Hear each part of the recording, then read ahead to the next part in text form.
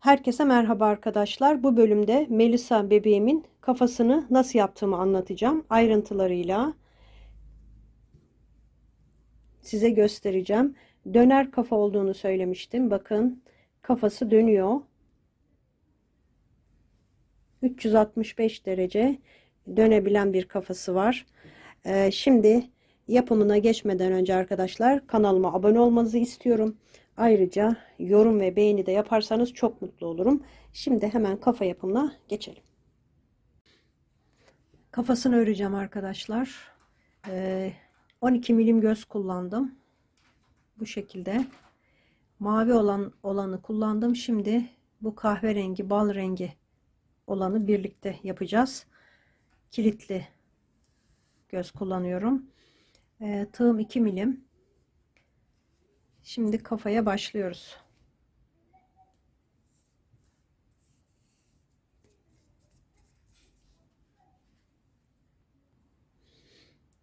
Sihirli halka yapıyorum. Sihirli halkanın içine 6 tane sık iğne örüyorum. Yine çapraz sık iğne ile yapıyorum.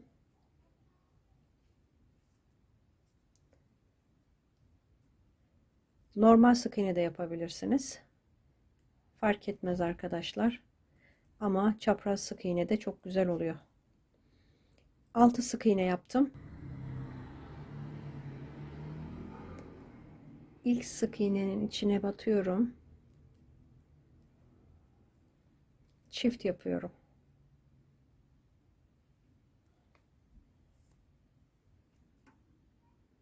Altı tane çift yapacağım.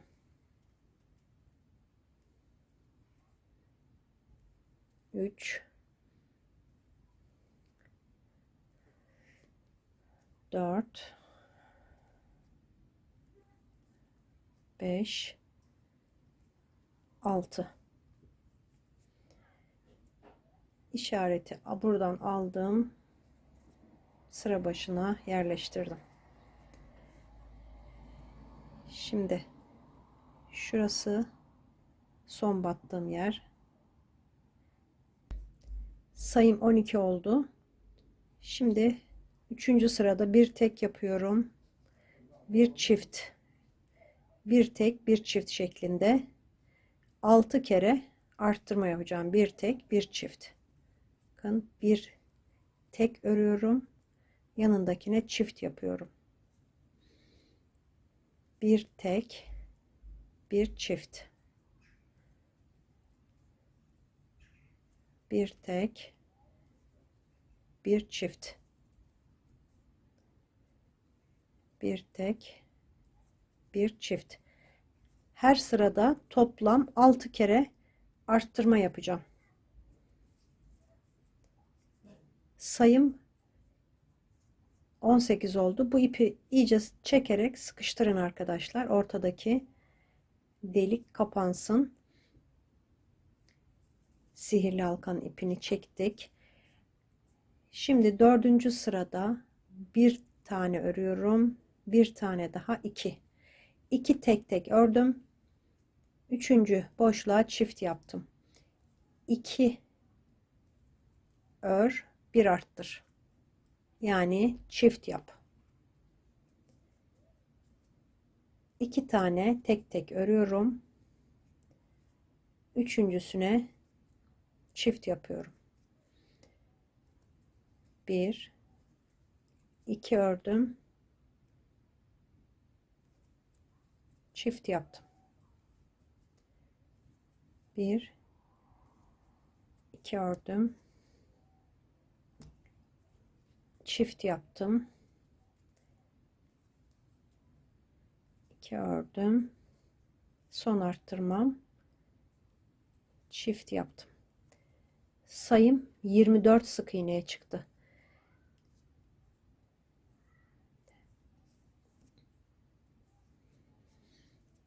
Şimdi 5. sırada 3 tane öreceğim. 1 2 3 tane tek tek ördüm. Sıradaki sık iğnenin içine çift yapıyorum. Her sırada 6 kere arttırma yapacağız arkadaşlar. Ben şimdi bu sıradan sonra hepsini yapmayacağım. Yani altısını da göstermiyorum. 3 tek bir çifti bakın bir kere yaptım. 5 kere daha 3 tek bir çift şeklinde yaparak sırayı tamamlayacağız. Tamamladım. İşaretimi buraya alıyorum. Sayım 30 sık iğneye çıktı. Şimdi tek tek 4 tane öreceğim. 4 tane tek tek ördüm. Sıradaki sık iğnenin içine çift yapıyorum. 2 tane. 4 tek bir çift. Yine toplam 6 kere buralarda bakın artmış oluyor. 4 tek bir çift şeklinde 5 tane daha yapacağım. Toplam 6. Arttırmalarım bitti. 6 kere 4 tek bir çift yaptım. Sayım 36 sık iğneye çıktı. Şimdi 6. sıra 7. sıradayım. 2 3 4 5 tane sık iğne yaptım. Yanındakine çift yapıyorum. 5 tek ördüm, bir tane çift yaptım. Yine 6 kere 5 tek bir çifti toplam 6 kere arttırıp geleceğim. 6 kere 5 tek bir çift yapıp sıramı tamamladım. Sayım 42 sık iğneye çıktı. 8. sıradayım. 1 2 3 4 5 6 tane tek tek ördüm. Sıradaki sık iğnenin içine çift yaptım. 6 tek bir çift. Yine 5 kere daha 6 tek bir çift yapıp geliyorum. Arttırmalarımı tamamladım. Sayım 48 sık iğneye çıktı. 9. sıradayım. 7 tane tek tek öreceğim. 4 5 6 7 tane ördüm. Sıradakine çift yapıyorum. 7 tek bir çift. Toplam 6 kere 7 tek bir çift yapacağım. 7 tek bir çifti 6 kere yaptım. Sayım 54 sık iğneye çıktı. Şimdi 10. sırada 1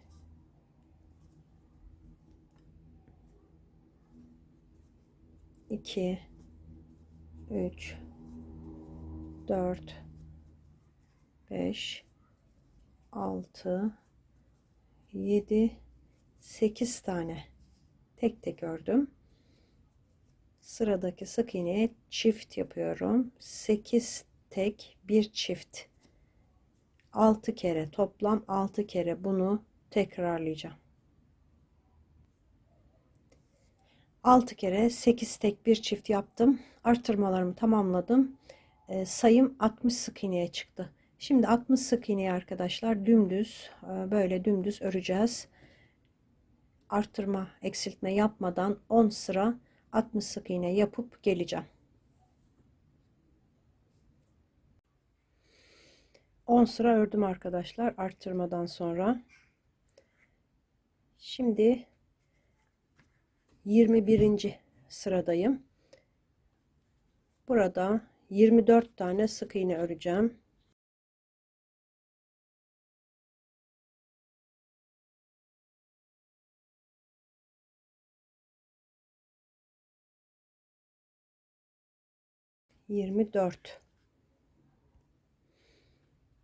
Şimdi bir tane zincir çekiyorum. Burada gözü takacağımız yeri belirliyorum.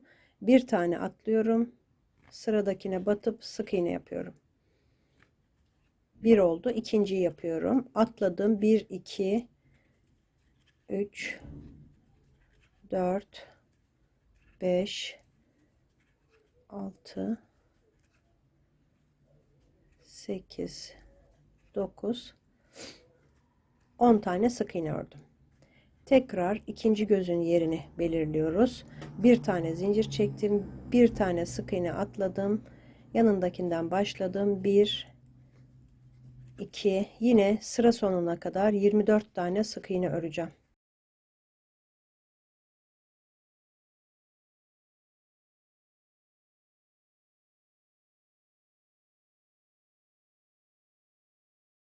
...23, 24. Sayımız değişmedi arkadaşlar. 60 sık iğne. Şimdi bir sıra 60 sık iğne öreceğim.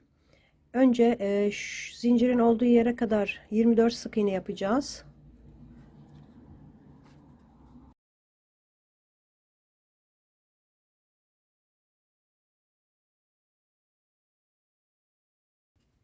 ...23, 24. Şimdi zincir çektiğim yerin içine bir sık iğne yapıyorum. Yine 10 sık iğne var arada.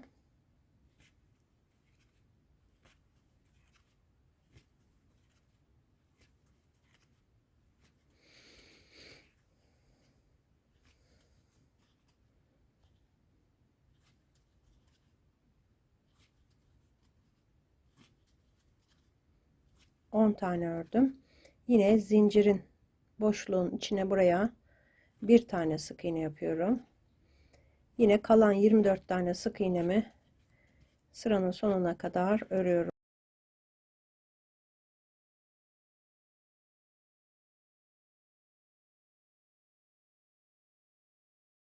...24. Sayımız 60. Şimdi 23. sıradayım. Bu sırada arttırmalar yapacağım yanak için. 18 tane sık iğne örüyorum.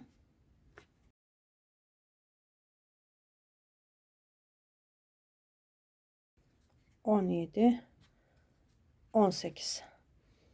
Şimdi bir sık iğne yapıyorum. 18 burada kalıyor. Bir sık iğne, bir arttır. Yani çift, bir tek, bir çift. Bunu 5 kere yapacağım. Bir tane yaptım. Bir tek, bir çift. Bir tek,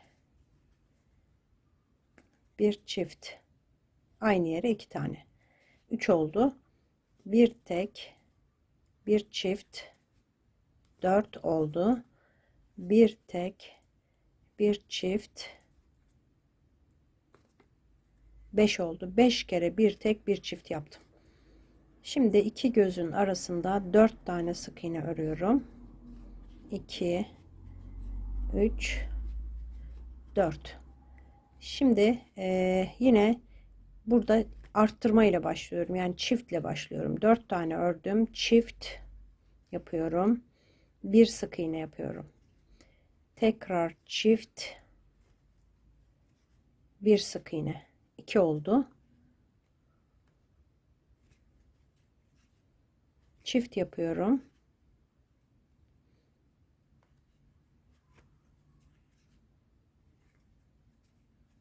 Bir sık iğne. 3 oldu. Tekrar çift, bir sık iğne. 4 oldu. Çift, bir sık iğne. 5 oldu. 5 kere çift bir sık iğne yaptım. Yine sıra sonuna kadar burada 18 tane sık iğne var.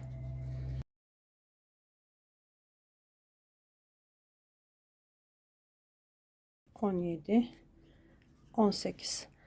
Sayım 70'e çıktı arkadaşlar. 10 tane arttırdık bu ön kısımda, göz altlarında. 5 burada, 5 burada arttırdım. Sayım 70'e çıktı. Şimdi 4 sıra 24, 25, 26, 27. sıraları 4 sıra 70 sık iğne olarak dümdüz öreceğim. 4 sıra ördüm arkadaşlar arttırmalardan sonra. Şimdi bu aşamada gözlerimizi yerleştirelim. Bu rengi kullanacağım.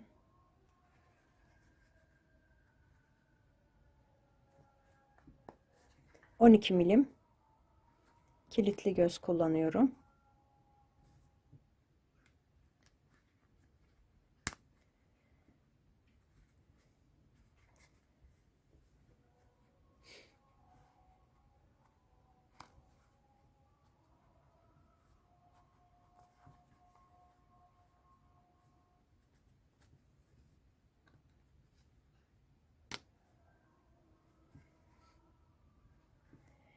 maviyi diğerinde kullandım arkadaşlar, bakın. Bunda da bu rengi kullanacağım.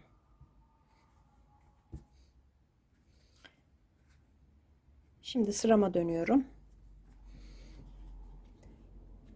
18 tane sık iğne yapacağım.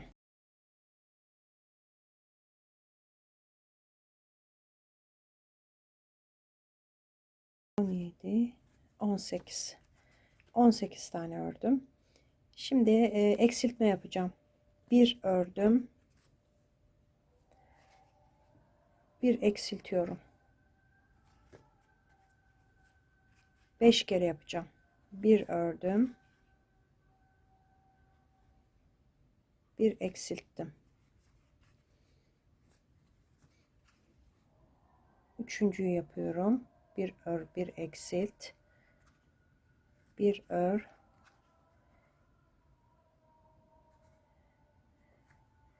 Bir eksilt. 4 oldu. Bir tane daha yapacağım. Bir ör. Bir eksilt. Sayalım arkadaşlar, yanlış olmasın. 1, 2, 3, 4, 5 tane eksilttim. Şimdi 4 tane sık iğne örüyorum burada. 2, 3, 4. Şimdi eksiltme ile başlayacağım. Eksilttim. Bir sık iğne yapıyorum. 5 kere yapacağım. Eksilttim. Bir sık iğne. Üçüncüyü yapıyorum.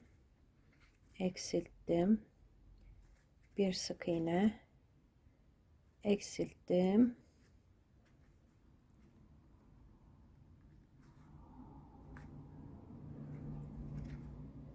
Bir sık iğne.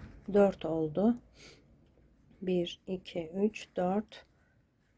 Şimdi tekrar bir tane daha yapacağım. Eksiltiyorum. Bir sık iğne yapıyorum. 5 kere eksilt, bir sık iğne yaptım. Sıra sonuna kadar 18 tane sık iğnemi örüyorum.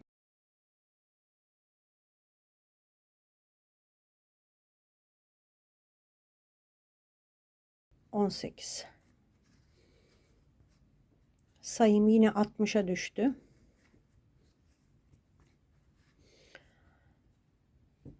Şimdi 29. sırada 6 tane arttır eksiltme yapacağım. 8 tane örüyorum. 2, 3, 4, 5, 6, 7, 8. 8 tane ördüm, eksiltiyorum. 8 ör, bir eksilt yapacağız 6 kere. Bir kere daha yapıyorum. 2, 3, 4, 5, 6, 7, 8 ör, bir eksilt. 2 kere yaptım. Toplam 6 kere yapacağız arkadaşlar. 8 ör, bir eksilti. 4 kere daha yapacağım. Tamamlayacağım. Toplam 6 kere 8 ör, bir eksilt yaptım. Şimdi bu sırada 3 tane örüyorum ilk başta. 2 kaydırarak eksilteceğim. Yine 6 kere eksiltme yapacağım. Fakat eksiltmeleri yerlerini biraz kaydırıyorum. İlk başta 3 sık iğne yaptım. Eksiltiyorum. Şimdi 7 sık iğne bir eksilt yapacağım 5 kere.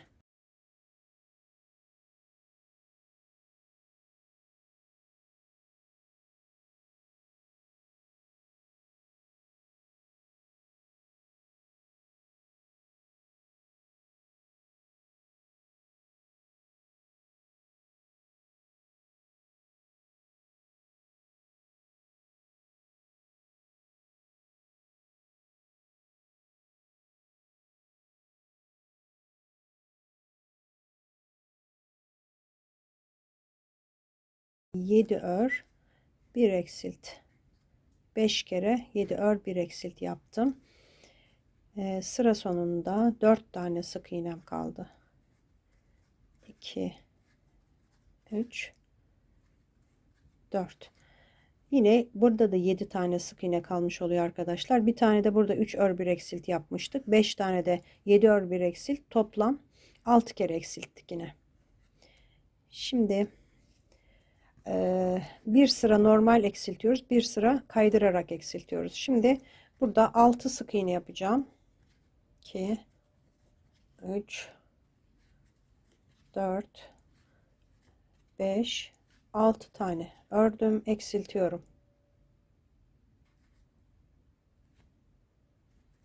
Bunu toplam 6 kere yapacağız. 6 ör bir eksilti 5 kere daha yapacağım. Buraya kadar tamamlayacağım.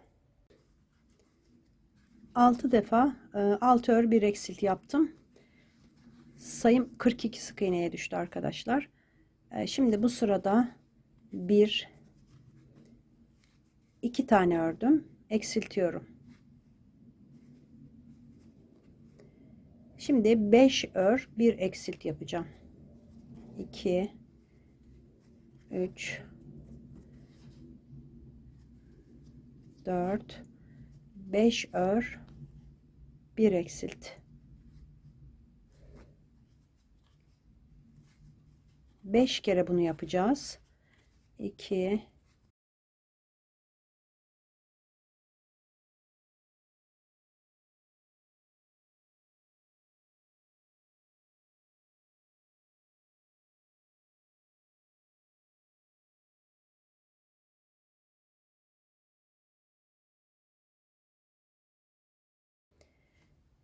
sıra sonuna 3 tane sık iğnem kaldı. 1, 2, 3. Yani toplam yine 6 kere eksiltmiş olduk. Başta 2 sık iğne bir eksilt yaptığımız için 6 tane oldu yine. Sayımız 36'ya düştü. Şimdi bu sırada 4 tane öreceğim. 3, 4 ör bir eksilti 6 kere rutin olarak aynı şekilde 4 ör bir eksilt, toplam 6 kere eksiltip geliyorum. Eksilttim arkadaşlar. Sayımız 30 sık iğneye düştü. Şimdi elyaf dolduralım.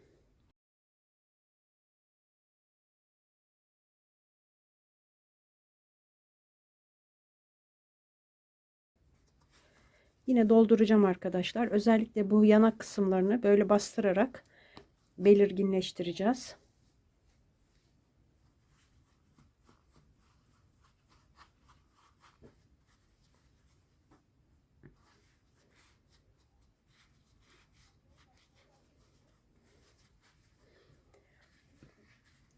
Şimdilik bu kadar yeterli.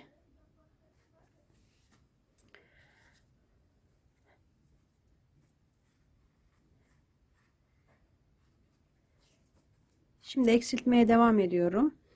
Bu sırada bir tane ördüm, eksilttim.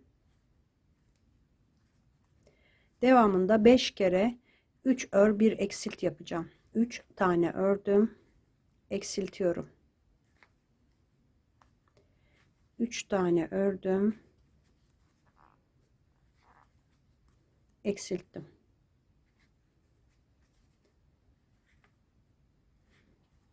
1, 2, 3 tane ördüm, eksilttim. 1, 2, 3 tane ördüm, eksilttim. 1, 2, 3 tane ördüm, eksilttim. Sıra sonunda 2 tane sık iğnem kaldı. Ördüm. Onları da sayım 24 sık iğneye çıktı. Toplam 6 kere eksiltiyoruz arkadaşlar.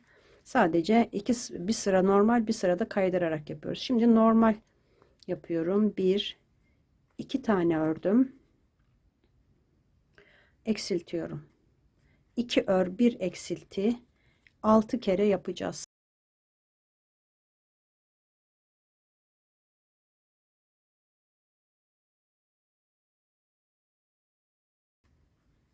bir eksilt. Sayım 18'e düştü. Şimdi bir sıra daha yapacağım. Bu sırada 3 tane eksiltme yapacağım arkadaşlar. 4 tane örüp 3 4 ördüm, bir eksilttim.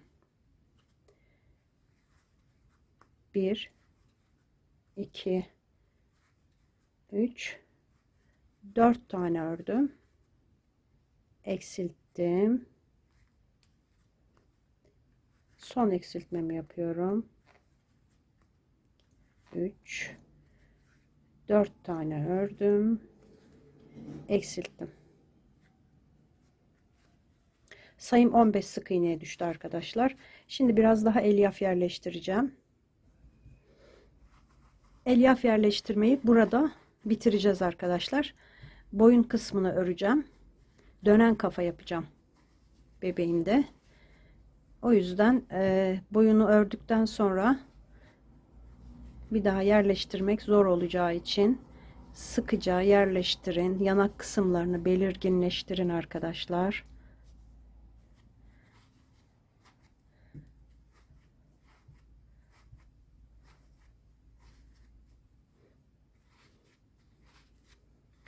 Yüz şekillendirmesini yaptıktan sonra da şu kısmı yapabiliriz arkadaşlar.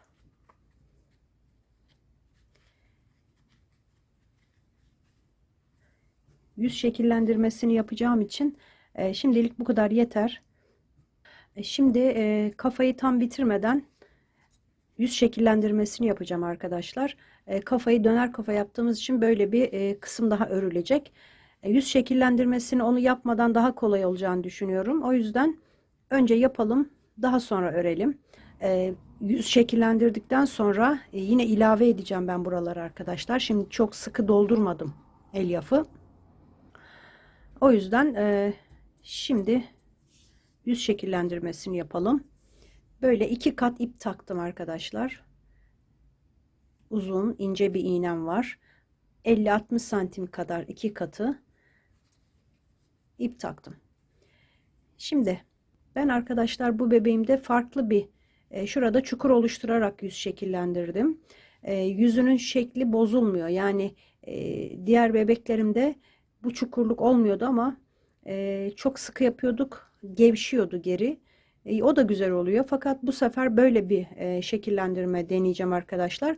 Buraya peruk olacağı için kafasını buraya elyaf yerleştireceğiz. Onu düzelteceğiz. Zaten arkada kalıyor. Şimdi buradan giriyorum, arkadan boşluk bir yerden sık iğnelere taktırmadan arkadaşlar ilk gözümüzün hemen dibine çıkıyorum. Yan tarafına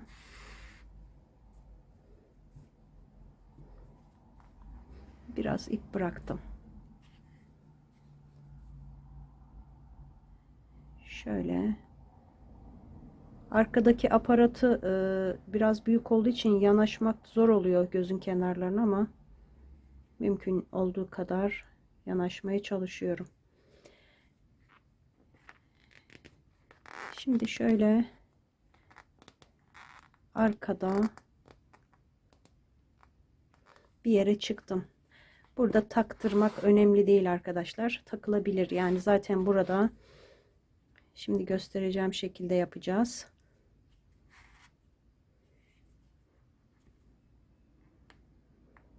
Gözün altına doğru geçmesi lazım. Evet, bakın geçti. Şöyle hemen bir sık iğne yan tarafa batıyorum burada.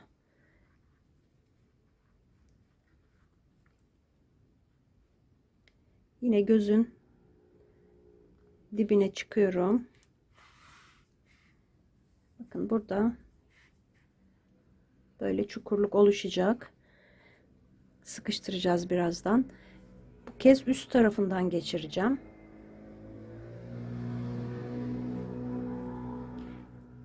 En son çıkarken bu ilk girdiğim noktaya taktırmadan, yani ipe taktırırsak içeri girmez arkadaşlar. Sık iğnenin ipine taktırmayalım.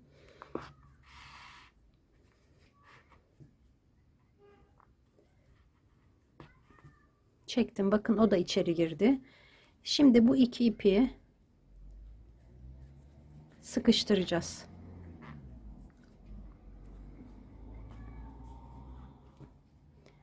Bakın böyle yapıyorum. Şimdi burada ipi kestim.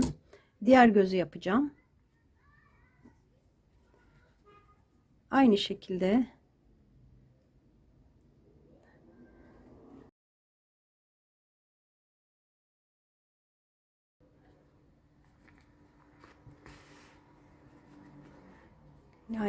burada ip bırakalım.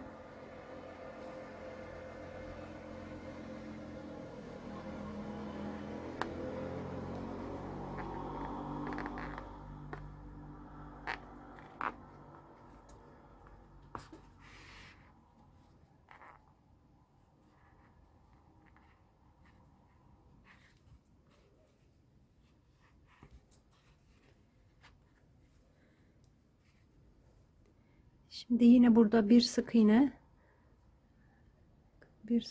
böyle yan tarafa,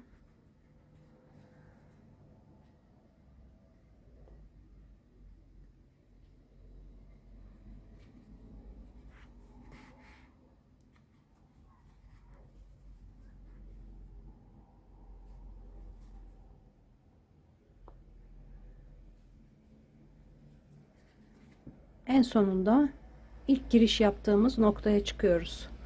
Taktırmadan bu ipin hemen çıktığı yere, bunu da üstten geçirdim. Şimdi sıkıştırıyorum.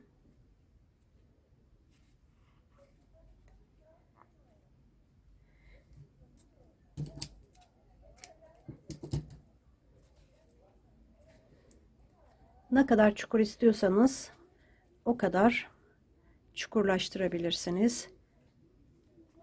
Çok az bir gevşeme oluyor, geri açılıyor ama çok değil arkadaşlar. O yüzden ben bu kadar yeterli olduğunu düşünüyorum.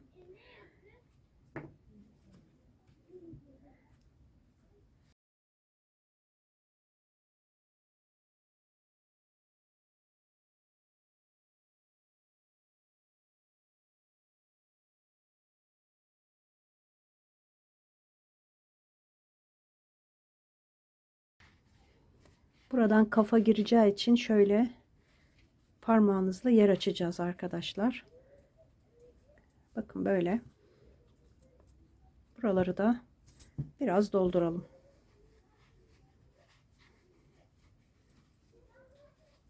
Zaten doldurmuştum arkadaşlar. Yanaklarını bastıralım böyle. Ortaya parmağımızın gireceği kadar bir mesafe olması gerekiyor ortada. Çünkü kafayı yerleştireceğiz oraya. Şimdi gözlerini, burnunu, kaşlarını hepsini işleyelim arkadaşlar. En son dediğim şu kısmı öreceğim. Göz işlemede arkadaşlar şu kahverengiyi kullanıyorum. Koyu kahve. Dudağını bu renkle yapacağım. Diğerini pembe yapmıştım. Bunu da bu renkle, kıyafetine uygun yapabilirsiniz arkadaşlar. Önce kahverengi ipimi taktım. Beyaz ipimi de taktım. Gözlerin önce beyaz kısmını yapacağım. Buradan giriyorum.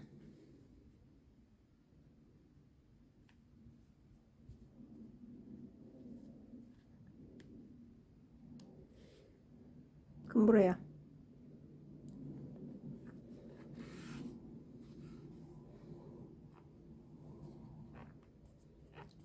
Şimdi beyazı yaparken şöyle çeviriyorum arkadaşlar.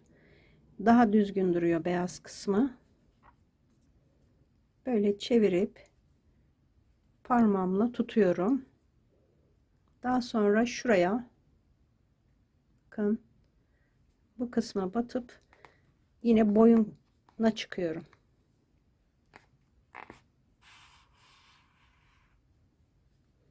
Bakın. Şimdi buradan diğer gözün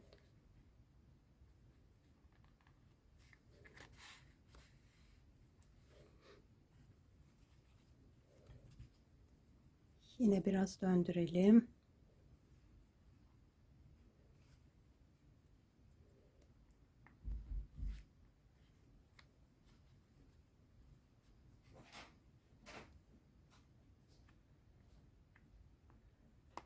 Şu dibine hemen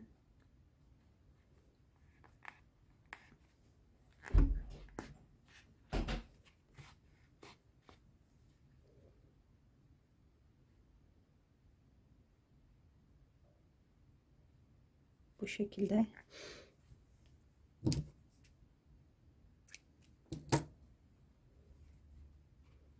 hemen burada düğümleyip içeri alıyorum. Şimdi kahverengi ipe geçiyorum. Yine böyle 50 santim kadar ip geçirdim. Şimdi şuraya ve şuraya çıkacağım arkadaşlar. Tam şuraya değil, çok geniş olur o zaman. Bakın dibine çıkacağım. Bunun da öyle. Hangi sıraya? Şu sıraya arkadaşlar. Şuraya. Oraya çıkmam biraz zor. O yüzden ilkin buraya çıkacağım.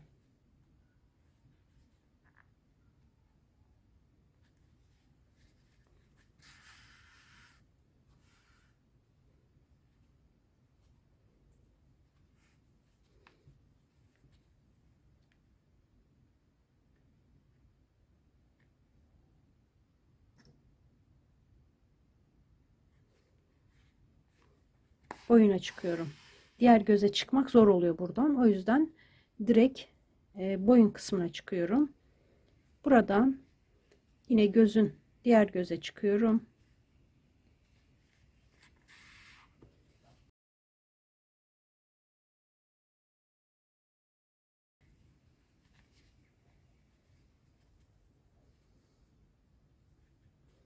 Yine dibine.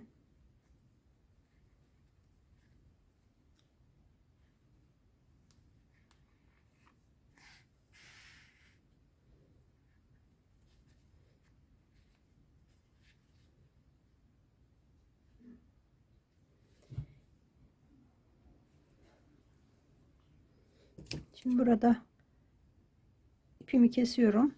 Katını ayıracağım.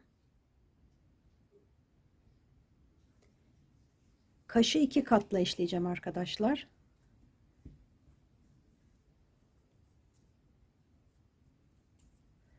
Dört katlı bir ip Alize Cotton Gold. Biraz ince bir ip kullanıyorum. Yani inceltiyorum biraz ipimi. Önce kaşları yapalım.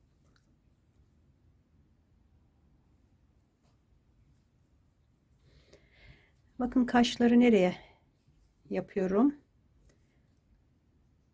1, 2, 3 sıra. Şöyle işaretleyeyim. Bakın 1, 2, 3 sıra üstüne tam ortaya arkadaşlar. Şuraya. Gözün ortasına. Diğerini de şuradan gözün ortasından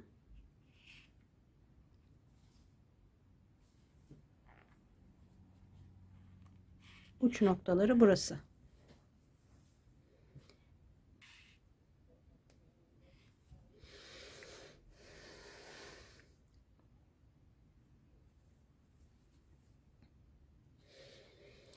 Şimdi buradan 1, 2, 3 sık iğne bu tarafa, bir üst sıraya. Buraya çıkış yapıyorum. Şöyle biraz alttan geçiyorum. Bunun da 1, 2, 3 sık iğne bu tarafına.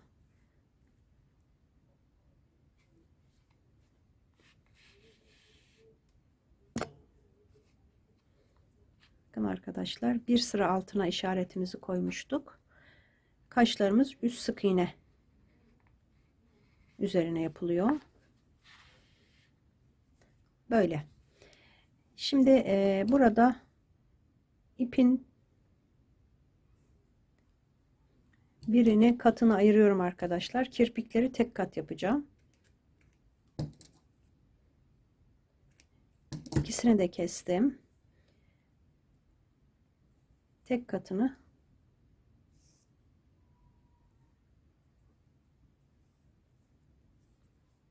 kullanacağım. Şimdi şuraya çıkıyorum. Bakın dibine.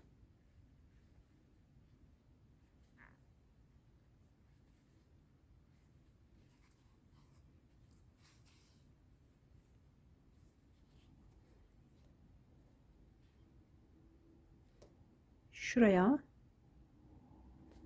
Daha sonra buraya. Böyle geçiş yapıyorum bir sıra üstüne. Kaşla aynı hizaya geliyor.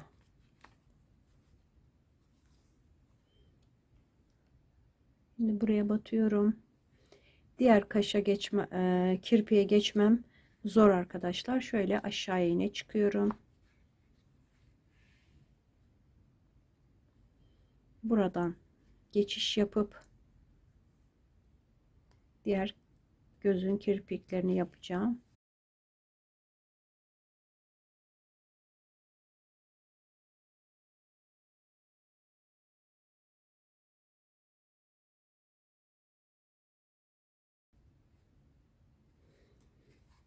Şimdi bu ipleri düğümleyeceğim arkadaşlar.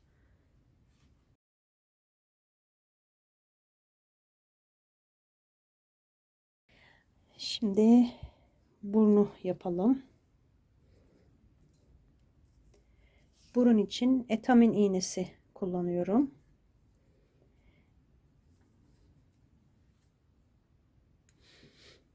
Şöyle işaretledim. Bakın tam orta kısımda şuradan 2 sık iğne gibi, buradan da 2 sık iğne. Şuradan bakın 1 2 3 4 sık iğne üzerine yapacağım.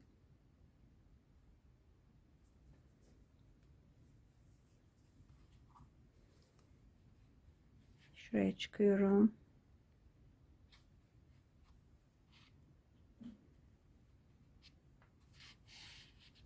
Tek kat ip kullanacağım.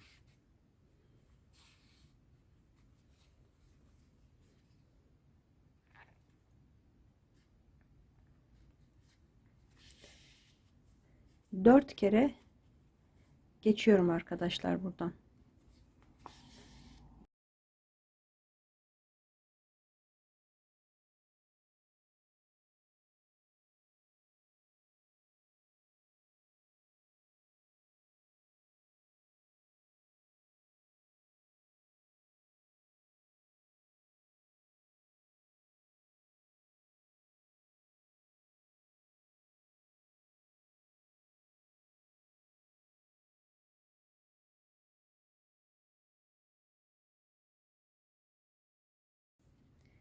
Şuradan içeriye geçip düğümlüyorum. Şöyle ilk ipi çekebilirsiniz arkadaşlar, gevşeklik varsa. Şimdi dudağını işleyeceğim. Burundan 1 2 3 sıra altına, bakın 3 sıra altına 3 sık iğne ara vererek dudağını işleyeceğim. İsterseniz arkadaşlar ten rengiyle de bu yaptığımı tek bir sıra yapabilirsiniz. Dudak rengi istemiyorsanız öyle de olabilir. Ben renkli yapacağım. Bu ipimi taktım.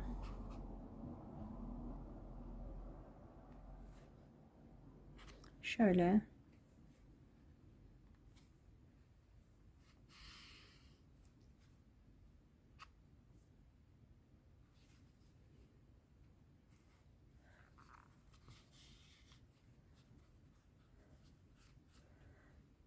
iki kere geçiyorum arkadaşlar. Şöyle bir tane daha.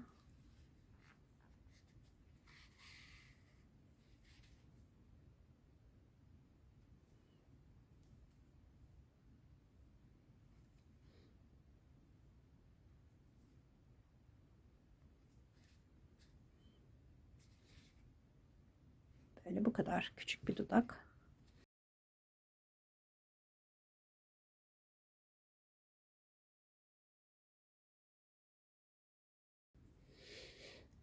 Şimdi şu kısmı örelim arkadaşlar.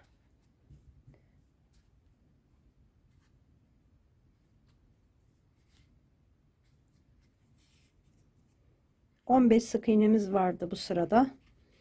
Şimdi 15 sık iğneyi öreceğim. Yalnız arka lobdan öreceğim. Bu lodan öreceğim bakın. 1 2 bu şekilde arka lobuna batıyoruz tek kanadına.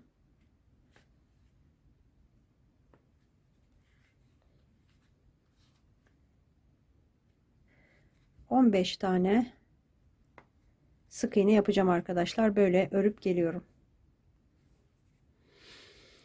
15 sık iğne ördüm arkadaşlar. Daha önce de söylemiştim. Eğer döner kafa istemiyorsanız... şimdi yaptığım bu sırayı yapmayacaksınız. Az önce yüz şekillendirme yaptıktan sonraki sırada orada kalacaksınız. İlmek kaydırma yapıp 50 santim dikmek için ip bırakacaksınız arkadaşlar. Ama böyle dönen kafa istiyorsanız şimdi böyle yapıyorum ben. Bir sıra ördüm bulodan 15 sık iğne. Şimdi 15 sık iğneyi normal bir şekilde, yani normal batarak 5 sıra daha öreceğim. Böyle normal batacağız. 5 sıra daha 15 sık iğneyi dümdüz örüp geliyorum. Ördüm arkadaşlar.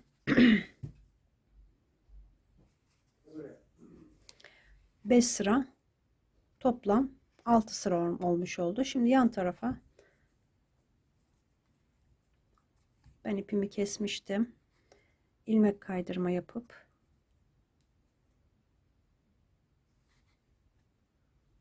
bir zincir çekip ipimiz kestim. Şimdi bunu şu şekilde içeri bastıralım.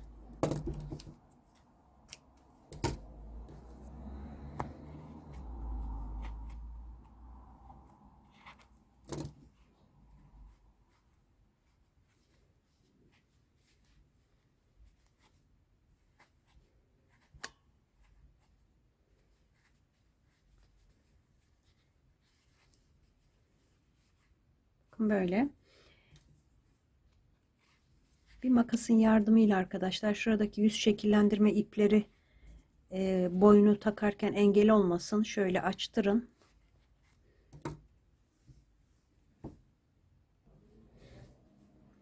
Şimdi bakın böyle yerleştiriyorum. Denemek için bakıyorum arkadaşlar. Kafanın monta edilişini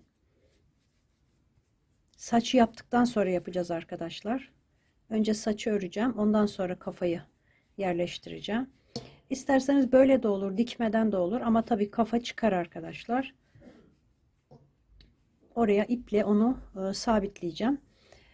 Şimdi kafamızın kulakları kaldı. Kulaklarını yapalım. Şimdi kulakları nereye yapıyorum? Şu kirpikten itibaren sayıyorum. 1, 2, 3, 4, 5. 5 sık iğne. 5 sık iğne tam bu şu alttaki kirpiğin hizasına. 5 sık iğne, sonra 3, 4, 5 sık iğne. Ve altına arkadaşlar şuraya. Arada 2 sıra ara vereceğiz. Diğer kulakta aynı şekilde 1, 2, 3, 4, 5. 2 sıra ara verip buraya yapacağız. Tığ ile yapacağım.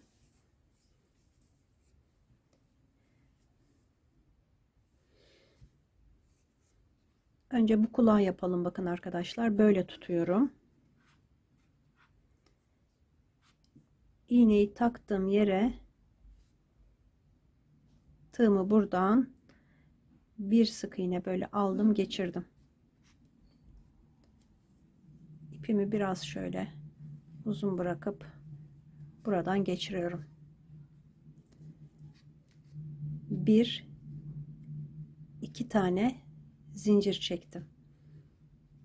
Şöyle döndürüyorum arkadaşlar kafayı. Şimdi şuna geçirdik. 2 sıra atlıyoruz. 3. sıraya tığımı geçirdim. Buradan da ipimi geçiriyorum. Bir tane zincir çektim. Şimdi bu iki zincirin içine 6 tane sık iğne yapacağım. 2, 3, 4, 5, bir tane daha, 6. Bir tane zincir çekiyorum. İpimi kestim. Şimdi bu ipi, tığımı şuraya geçiriyorum. Bir de kulağın ilk başlangıç yerine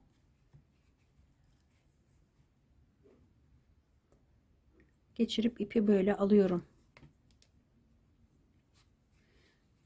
Bunu sıkıştıralım. Diğerini de sıkıştıralım. Ve burada düğüm atıyorum.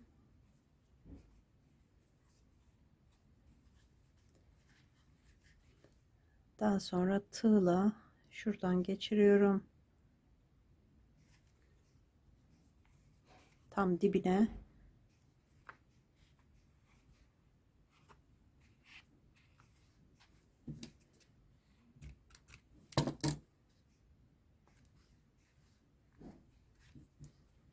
Bu şekilde kulağımız kolay bir kulak arkadaşlar. Hemen 2 dakikada yapıyoruz.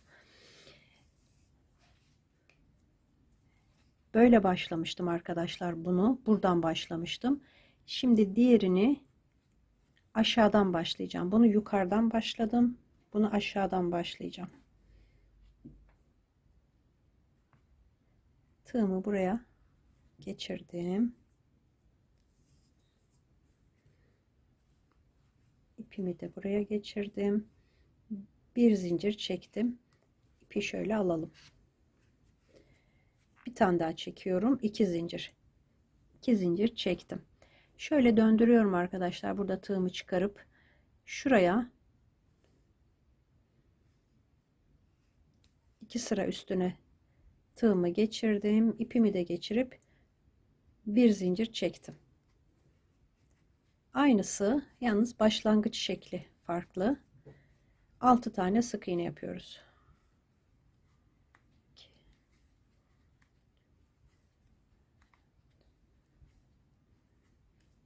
5, 6.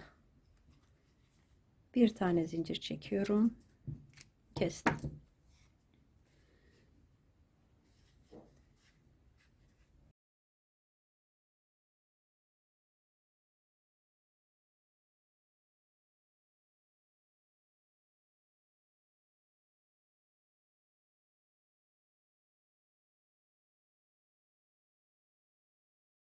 Kulaklarımız da bitti. Böylece kafa videosunun sonuna geldim arkadaşlar. Bir sonraki bölümde saçlarını yapacağız. Tekrar görüşmek üzere. Hoşça kalın arkadaşlar.